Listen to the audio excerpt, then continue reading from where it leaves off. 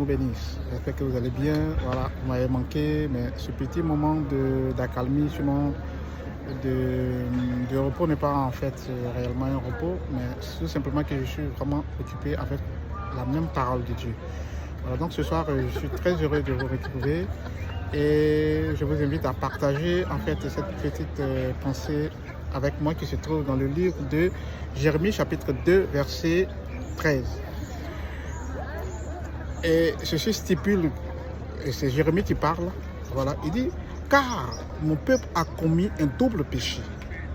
Ils m'ont abandonné, moi qui suis une source d'eau vive, pour se creuser des citernes crevassées qui ne retiennent pas l'eau. Alléluia. Donc ici, c'est Jérémie en fait qui s'adresse au peuple de Dieu, au peuple d'Israël et de Juda. C'est Jérémie, encore une fois de plus, qui est le prophète de Dieu, qui, voyant en fait le comportement du peuple de Dieu d'alors, va leur adresser ces paroles. Et cette parole vient tout droit de la part de l'Éternel. Jérémie va dire quoi? Le peuple de Dieu a commis un double péché. Mais quel est ce péché-là? Et il va plus loin pour dire qu'ils m'ont abandonné, moi qui suis une source d'eau vive. C'est-à-dire qu'ils ont abandonné Dieu. Dieu qui est la source d'eau vive. N'est-il pas écrit dans la parole de Jean chapitre 4 verset 14 que « Mais celui qui boira de l'eau que je lui donnerai n'aura jamais soif. Et l'eau que je lui donnerai deviendra en lui une source d'eau qui jaillira jusqu'à dans la vie éternelle. » Donc ici, pour Jérémie, les hommes ont abandonné Dieu. Et Dieu parle au travers de Jérémie ici pour dire que les hommes l'ont abandonné pour lui qui est la source d'eau vive. Et ici, la source d'eau vive, c'est quoi? L'eau vive, c'est quoi? Dans la parole que j'ai lue tout à l'heure, l'eau vive, c'est la parole de Dieu. Les gens ont abandonné du temps de Jérémie la parole de Dieu et ils se sont donnés à des fausses doctrines. Ils se sont donnés à des faux hommes de Dieu. Ils ont cru plutôt à des citernes crevassées, c'est-à-dire que des citernes qui ne retiennent pas de l'eau, à des paroles viles, à des paroles trompeuses, à la parole mielleuse, plutôt que de s'attacher à la parole de Dieu, de rechercher véritablement qui est Dieu et quelle est la volonté de Dieu. Donc, pour Dieu ici, son peuple a commis un péché. Le péché, généralement, quand on parle plutôt du péché, soit du corps, de l'impudicité, de l'inceste, du vol, de l'adultère et tout ça, c'est vrai.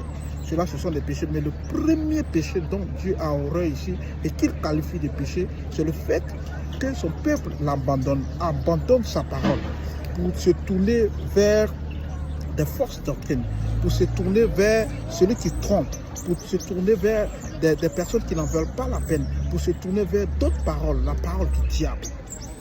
Alléluia. C'est ce que Dieu appelle là, abandonner sa parole. Et lui qui est la source d'eau vive. L'eau ici, c'est la parole de Dieu.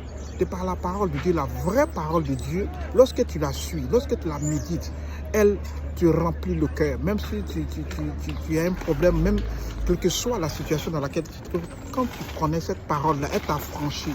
N'est-il pas dit dans la parole de Dieu que celui que Dieu a franchi est réellement libre? Alléluia. Donc ici, abandonner Dieu ici, dans le premier abord, c'est abandonner Dieu lui-même, abandonner sa parole, rejeter ses préceptes, rejeter ses commandements. Alléluia. Pour se tourner vers des citernes creux, des citernes crevassées. C'est-à-dire que vers des paroles trompeuses, des paroles mielleuses. Il est dit qu'ils viendront à vous dans des vêtements d'agneau, alors qu'en eux, ce sont des loups ravisseurs. Donc, si tu ne connais pas la parole de Dieu, qui est la source de vie pour pouvoir te prémunir et de pouvoir se dégager de ces fausses doctrines qui pullulent partout sur Internet, partout, si tu ne te connectes pas à la source de vie, la parole authentique, la parole réelle, alors, mon bien-aimé, tu te confies à des citernes crevassées, des citernes qui font plein de bruit. En fait, les citernes, en fait, physiquement, ce sont des choses, des récipients qui retiennent l'eau. Mais eux, là, eux ne retiennent pas de l'eau. mais ils sont plutôt creuses. C'est-à-dire qu'ils vous donnent la parole, mais la parole tronquée, la fausse vérité, la parole qu'eux-mêmes ils se font. Parce que tout simplement, ils visent des gains sordides. Parce que tout simplement, ils ont des paroles mielleuses en eux. Alors bien aimé, pour ne pas te faire avoir, pour ne pas te confier aux citernes vides, crevassées, que l'Esprit de Dieu a quitté et qui se présentent à vous comme des personnes étant envoyées de Dieu, bien aimé, il faut que tu t'attaches à la parole de Dieu. Il faut que tu te confies à l'eau vive. Il faut que tu boives l'eau vive qui vient de l'Éternel. Et Jean, chapitre 7, verset 38, dit quoi? Celui qui croit en moi, des fleuves d'eau vive couleront de son sein, comme dit l'Écriture. Donc, comme je l'ai dit tout à l'heure, l'eau, bibliquement, spirituellement, représente la parole de Dieu. L'eau, c'est la parole, la nourriture spirituelle. Il vient de Dieu, la parole de Dieu, l'eau qui sort réellement de la Bible et qu'on appelle les sept Écritures.